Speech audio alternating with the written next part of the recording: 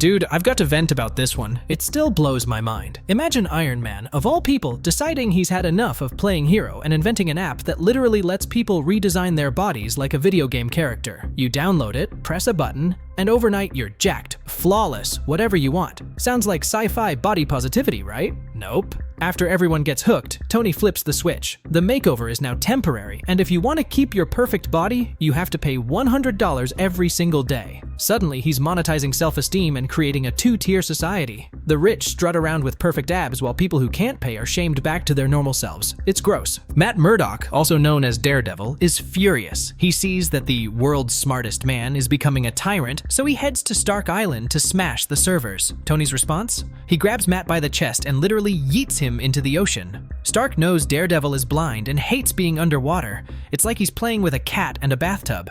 After barely surviving, Daredevil swims ashore and finds Tony throwing a beach party/marketing event. Stark announces he'll be in San Francisco the next day and that anyone who shows up gets a 24-hour free trial of his app. He's basically playing Willy Wonka with a body modification drug. Of course, things go sideways in San Francisco. A desperate father named David storms up to Tony mid-flight, pulls a gun, and calls him a monster. Because his son got addicted to the app, David actually shoots at Tony's head. Turns out, Stark is wearing an invisible helmet. He grabs the guy and rockets into the sky, and rather than showing any empathy, he starts investigating David's backstory. Tony discovers that the son, Simon, assaulted a woman to pay for tuition. Stark's solution isn't justice, it's hush money. He offers to wipe Simon's criminal record if the dad performs a public repentance using the app so that Tony can spin it into a marketing stunt. Meanwhile, Matt's been watching from the shadows. Later that night, he breaks into Stark's mansion and literally kidnaps Tony, who's too drunk to stand. You think Daredevil's about to lay down some much-needed justice, but Tony has a new trick. His armor is now stored inside his bloodstream, like a symbiote. With a thought, it oozes over him, and he floors Daredevil with one punch. He then gives Matt the gift of sight. The app has regenerated Daredevil's optic nerves.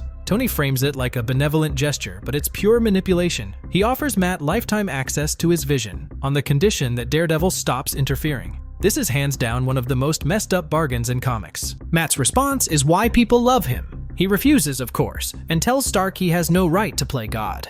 Tony's reply? I'm not playing God. I've been playing human for far too long. Then he decks Daredevil again and jets off. That line hit me like a truck. It sums up how Tony sees himself in this run, above humanity, unbound by morality. You either love this arrogant, inverted Tony, it's part of the Axis storyline after all, or you despise it for turning him into a cartoon villain. Here's the gut punch. The app's cure is temporary. Matt has only a short window before his blindness returns. So how does he use it? He doesn't chase Tony. He doesn't wallow in self-pity. He calls his best friend Foggy Nelson. All he wants is to finally see the face of the man who's been there through everything. That simple, personal choice hits harder than any superhero slugfest. If you've read the books or seen fan reactions, you know this moment made grown adults cry. It reminds us that Matt's strength isn't his fists, it's his heart. By the end, Tony flies off thinking he's won. Daredevil, even blinded again, is morally unbroken. And fans like me are left debating, is this what happens when someone as brilliant as Tony Stark loses his moral compass? Or is it a cautionary tale about tech bros and the people who will always stand up to them? Either way, it's one of the most jaw-dropping Iron Man stories out there. And that's where this story leaves us. Let me know your thoughts in the comments. And if you enjoyed this breakdown, don't forget to hit that like button, subscribe for more insane Marvel stories.